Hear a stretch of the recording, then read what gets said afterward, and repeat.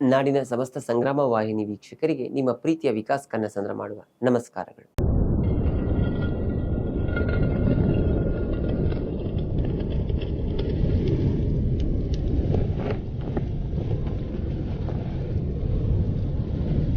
ಆತ್ಮೀಯ ವೀಕ್ಷಕರೇ, ನಮಗೆಲ್ಲ ಸಿಹಿ ತಿಂಡಿ ಅಂದ ತಕ್ಷಣ ನೆನಪಾಗುವುದು ಯಾವುದು? ಯಾವುದಾದ್ರೂ ಮನೆಯಲ್ಲಿ ಮದುವೆ, ನಾಮಕರಣ, ಹುಟ್ಟುಹಬ್ಬ ಏನಾದರೂ ವಿಶೇಷವಾಗಿ ಮಾಡ್ತಾ ಇದೀವಿ, ಸಿಹಿ ತಿಂಡಿ ಯಾವ್ದು ಮಾಡಿಸ್ಬೇಕು ಅಂತ ತಕ್ಷಣ ನಮಗೆ ನೆನಪಿಗೆ ಬರೋದು ಯಾವುದು? ಮೈಸೂರು ಪಾಕ್. ಹೇಗೆ ಈ ಸಿಹಿ ತಿಂಡಿಗೆ ಮೈಸೂರು ಪಾಕ್ ಅಂತ ಹೆಸರು ಬಂತು?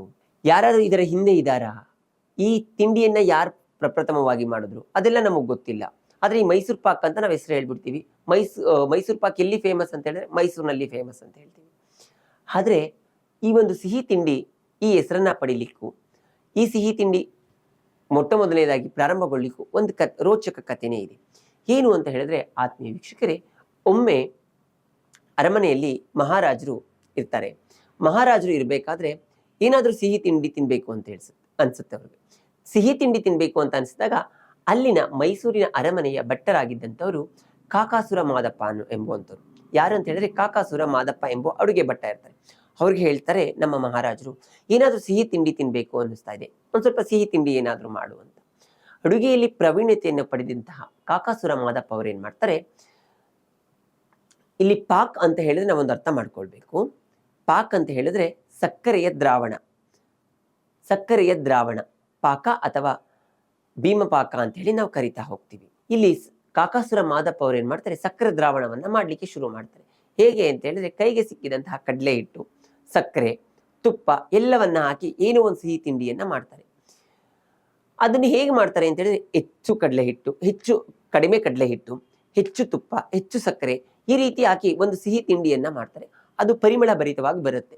ಆ ಪರಿಮಳ ಭರಿತವಾಗಿ ಬಂದಂತಹ ಹಿಟ್ಟಿನ ರೂಪದಲ್ಲಿದ್ದಂತಹ ಆ ಸಿಹಿ ತಿಂಡಿಯನ್ನ ಏನ್ ಮಾಡ್ತಾರೆ, ಹೀಗೆ ಕೊಟ್ರೆ ಮಹಾರಾಜರಿಗೆ ಚೆನ್ನಾಗಿ ಕಾಣಿಸೋದಿಲ್ಲ, ಹೇಗೆ ಇದನ್ನ ಕೈಯಲ್ಲಿ ಹೇಗೆ ತಿಂತಾರೆ, ಹೇಗೆ ಸ್ಪೂನ್ ಕೊಡುವಂಥದ್ದು, ಹುಂಡೆ ಕಟ್ಕೊಡೋದ ಬೇಡ ಅಂತ ಹೇಳ್ಬಿಟ್ಟು ಏನ್ ಮಾಡ್ತಾರೆ, ಒಂದು ತಟ್ಟೆಗೆ ಅದನ್ನ ಹಾಕಿ ತಟ್ಟಿಬಿಟ್ಟು ಚಾಕುವಿನಿಂದ ಕುಯ್ದು ವಿಭಾಗಗಳನ್ನಾಗಿ ಮಾಡಿ ಒಂದಿಷ್ಟು ಪೀಸನ್ನ ಮಾಡಿ ಒಂದು ತಟ್ಟೆನಲ್ಲಿ ಇಟ್ಟಿಕೊಡ್ತಾರೆ. ಆದ್ರೆ ಹೆಸರು ಏನು ಅಂತ ಕಾಕಾಸುರ ಮಾದಪ್ಪಂಗೂ ಗೊತ್ತಿರೋದಿಲ್ಲ. ಈ ಸಿಹಿ ತಿಂಡಿಯನ್ನ ರಚನೆ ಮಾಡ್ತಾರೆ. ಸಿಹಿ ತಿಂಡಿಯನ್ನ ಸಿದ್ಧಪಡಿಸಿ ತಗೊಂಡೋಗಿ ಮಹಾರಾಜರಿಗೆ ಕೊಡ್ತಾರೆ.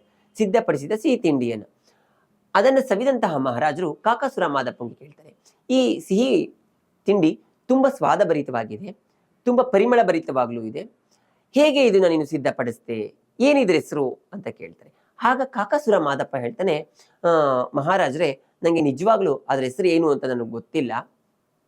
ನಾನು ಕೈಗೆ ಸಿಕ್ಕಂತಹ ಕಡಲೆ ಹಿಟ್ಟು, ಸಕ್ಕರೆ, ತುಪ್ಪ ಎಲ್ಲವನ್ನ ಮಿಶ್ರಣ ಮಾಡಿ ಈ ಸಿಹಿ ತಿಂಡಿಯನ್ನ ಸಿದ್ಧಪಡಿಸ್ತೆ, ಅದಕ್ಕೆ ಏನ್ ಹೆಸರು ಅಂತ ನನಗೆ ಗೊತ್ತಿಲ್ಲ ಅಂತ ಹೇಳ್ತಾರೆ. ಆಗ ಆಶ್ಚರ್ಯ ಆಗ್ತಾರೆ, ಇಷ್ಟು ಚೆನ್ನಾಗಿರುವ ಸಿಹಿ ತಿಂಡಿಗೆ ಇದಕ್ಕೆ ಯಾವ್ದಾದ್ರು ಒಂದು ಹೆಸರು ಇಡಬೇಕು ಅಂತ ಹೇಳ್ಬಿಟ್ಟು. ಪಾಕ್ ಅಂತ ಹೇಳಿದ್ರೆ ಸಕ್ಕರೆ ದ್ರಾವಣ ಅಂತ ಹೇಳಿದ್ನಲ್ಲ, ಅದೇ ರೀತಿ ಸಕ್ಕರೆ ದ್ರಾವಣದಿಂದ ಮಿಶ್ರಣ ಮಾಡಿದಂತ ಇದಕ್ಕೆ ನಾವ್ ಯಾಕೆ ಮೈಸೂರು ಅಂತ ಹೆಸರಿಡಬಾರ್ದು ಅಂತ ಹೇಳ್ಬಿಟ್ಟು ಮೈಸೂರು ಪ್ಲಸ್ ಪಾಕ್, ಮೈಸೂರು ಪಾಕ್ ಅಂತ ಹೇಳಿ ಹೆಸರನ್ನ ಇಡ್ತಾರೆ. ಈ ಮೈಸೂರು ಪಾಕ್ ಅಂತ ಹೇಳಿ ಹೆಸರನ್ನ ಇಟ್ಟಾಗ ಏನ್ ಮಾಡ್ತಾರೆ, ನಾನಷ್ಟೇ ಸವಿತಾ ಇರುವಂತಹ ತಿಂಡಿಯನ್ನ ನಮ್ಮ ನಾಡಿನ ಜನಗಳು ಸಹ ಸವಿಬೇಕು ಈ ಸಿಹಿ ತಿಂಡಿಯನ್ನ ಅಂತ ಹೇಳ್ಬಿಟ್ಟು ಏನ್ ಮಾಡ್ತಾರೆ, ಅರಮನೆಯ ಹೊರಭಾಗದಲ್ಲಿ ಒಂದು ಅಂಗಡಿಯನ್ನ ಹಾಕಿ ಕೊಡ್ತಾರೆ ಕಾಕಾಸುರ ಮಾದಪ್ಪಂಗೆ. ನೀನು ಅಂಗಡಿಯಲ್ಲಿ ಸಿಹಿ ತಿಂಡಿಯನ್ನ ಮಾಡಿ ಅಲ್ಲಿ ಬರೋರಿಗೆ ಮಾರಾಟವನ್ನ ಮಾಡು, ಕಡಿಮೆ ವೆಚ್ಚದಲ್ಲಿ ಮಾರಾಟವನ್ನ ಮಾಡು, ಅದರ ಖರ್ಚು ವೆಚ್ಚಗಳನ್ನ ನಾನು ನೋಡ್ಕೊಳ್ತೀನಿ, ಆದಾಯವನ್ನ ನಿರೀಕ್ಷಿಸಬೇಡ ನೀನು ಅಂತೇಳಿ ಮಹಾರಾಜರು ಒಂದು ಅಂಗಡಿಯನ್ನ ಹಾಕೊಟ್ಟು ಆ ಮೈಸೂರು ಪಾಕನ್ನ ಮಾಡ್ಲಿಕ್ಕೆ ಜಾಗವನ್ನ ಕೊಡ್ತಾರೆ.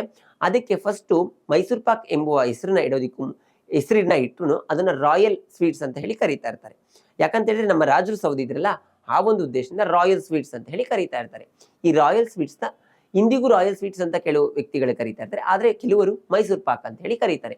ಈ ಮೈಸೂರು ಪಾಕ್ ತದನಂತರದಲ್ಲಿ ಏನಾಗ್ತಾ ಹೋಗುತ್ತೆ, ಅನೇಕ ಬೇಕರಿಗಳಲ್ಲೂ ಮಾಡ್ಲಿಕ್ಕೂ ಪ್ರಾರಂಭವನ್ನ ಮಾಡ್ಕೊಳ್ತಾರೆ. ಬೇಕರಿಗಳಲ್ಲೂ ಮಾಡಿ ಜನರ ಕೈಗೆ ಸುಲಭವಾಗಿ ಸಿಗುವಂತಹ ಮಾಡ್ತಾ ಹೋಗ್ತಾರೆ. ಮೈಸೂರು ಪಾಕ್ ಈ ರೀತಿ ಕಾಕಾಸುರ ಮಾದಪ್ಪನಿಂದ ಅನೇಕ ವಸ್ತುಗಳ ಮಿಶ್ರಣದಿಂದ ಹೆಸರೇ ಗೊತ್ತಿಲ್ಲದಂತೆ ಸಿದ್ಧವಾದಂತಹ ಮೈಸೂರು ಪಾಕ್ ಇಂದು ಎಲ್ಲರ ಮನಗಳಲ್ಲಿ ಯಾವುದೇ ಸಡಗರ ಸಂಭ್ರಮ ಹಬ್ಬ ಹರಿದಿನಗಳಲ್ಲಿ ಮಾಡಿಸುವಂತಹ ಒಂದು ವಿಭಿನ್ನವಾದ ವಿಶೇಷವಾದ ಸಿಹಿ ತಿಂಡಿಯಾಗಿ ಎಲ್ಲರ ಮನೆ ಮಾತಾಗಿರುವಂತಹ ಮೈಸೂರು ಪಾಕ್ ನಮ್ಮ ಮೈಸೂರಿನ ಅರಮನೆಯಲ್ಲಿ ಪ್ರಪ್ರಥಮವಾಗಿ ಸಿದ್ಧ ಆಯಿತು. ಅದು ಕಾಕಾಸುರ ಮಾದಪ್ಪನಿಂದ. ಹೆಸರಿಲ್ಲದೆ ಸಿದ್ಧವಾದಂತಹ ಈ ಮೈಸೂರು ಪಾಕ್ ಇಂದು ಜನಮಾನಸದಲ್ಲಿ ಅಚ್ಚಳಿಯದಂತೆ ಉಳ್ಕೊಂಡಿದೆ. ನೋಡಿದ್ರಲ್ಲ, ನಾವು ಸಹ ಇಂಥ ಏನಾದರೂ ಒಂದು ಸಾಧನೆಯನ್ನ ಮಾಡ್ತಾ ಇರೋಣ. ಯಾವುದಾದ್ರೂ ಅಡುಗೆ ರುಚಿಗಳನ್ನ ನೀವು ಮಾಡ್ತಾ ಇರಿ, ನಮಗೂ ಕೊಡ್ತಾರಿ, ನಮ್ಮ ವಾಹಿನಿಯವ್ರಿಗೂ ತಿಳಿಸ್ಕೊಡ್ತಾರಿ. ಆತ್ಮೀಯ ವೀಕ್ಷಕರೇ, ನಮ್ಮ ಸಂಗ್ರಾಮ ವಾಹಿನಿಯ ಕಾರ್ಯಕ್ರಮಗಳನ್ನು ನೋಡ್ತಾ ಇರಿ, ಪ್ರೋತ್ಸಾಹಿಸ್ತಾ ಇರಿ. ಧನ್ಯವಾದಗಳು. ಶುಭ ದಿನ.